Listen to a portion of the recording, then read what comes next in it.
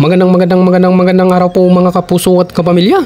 Isang maganda at mapagpalang araw po sa ating lahat, lalong-lalo sa ating mga bayani. Dahil sa araw na ito ay makakatanggap ng pangkabuhayang tulong na mula sa ahensya ng Pangisdaan Gitnang Luzon, gaya ng Cashnet, Gelnet, Multi-Filament Net at saka motorized fiberglass boat na may kasamang makina. Saan ka pa, di ba? At syempre bago mag-umpisa ang ating programa ay bubusugin natin ang ating mga mangingisda upang sa ganun ay malakas at aktibo sila sa pakikinig sa lahat ng mensahe ng mga mababait, mahuhusay, magaganda at mala-artistang tagapagsalita sa araw na ito na sina Ma'am Maria Gloria Gigi Carillo, ang Provincial Agriculturist ng Bulacan, Ma'am Dr. Romina Viuto, ang OIC Regional Director ng BFAR3 sa kasalukuyan. Ayon sa kanya, paumanhin po dahil sa ngayon ang aming Regional Director na si Wilfredo M. Cruz ay nasa bansang Japan upang dumalo sa isang mahalagang pagpupulong tungkol sa usaping stranded mammals. Siya ang kinatawan ng ating bansang Pilipinas. Siyempre di natin makalimutan ang napaka-supportive na isa sa ina ng Bulakenyo na si Ma'am Mina Fermin, ang bukal ng unang distrito ng lalawigan ng Bulacan. Ang lahat ng programang ito ay hindi maisakatuparan kung hindi sa tuloy-tuloy na pakikipagtulungan ng Provincial Fishery Office na pinamumunuan ni Sir Joseph Bitara at lahat ng kanyang mga masisipag na staff sa Provincial Agriculture Office ng Bulacan na pinamumunuan ni Ma'am Gigi Carillo at ang kanyang mga tauhan, ang malabong rebelya, ang boses at kagwapuhan na si Sir Michael D. Guzman, Ron Bernardino, Dayan Salazar, Joshua D. Ocampo at sa lahat-lahat na tumulong. Dahil maagang maaga ay nandito na kami upang iayos ang lahat ng mga gamit pangisda para maging maayos ang daloy ng pagbibigay ng parangal sa ating mga magigiting na mangingisda.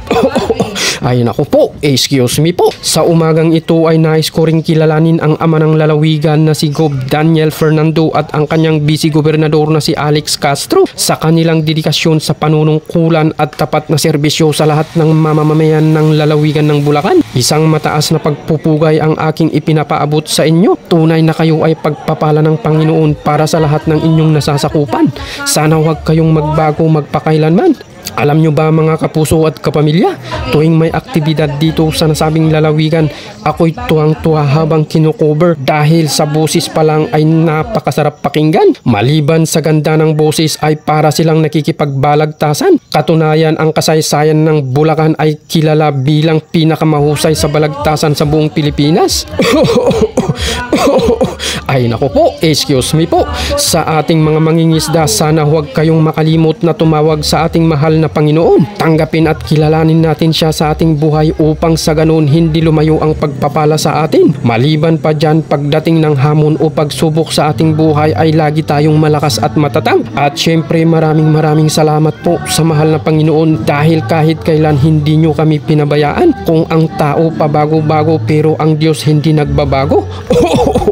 Ay naku po, excuse me po. Hanggang dito lang po ang inyong lingkod Dan Idol dito lang po sa 24/7 mga kapuso at kapamilya. Maraming salamat po.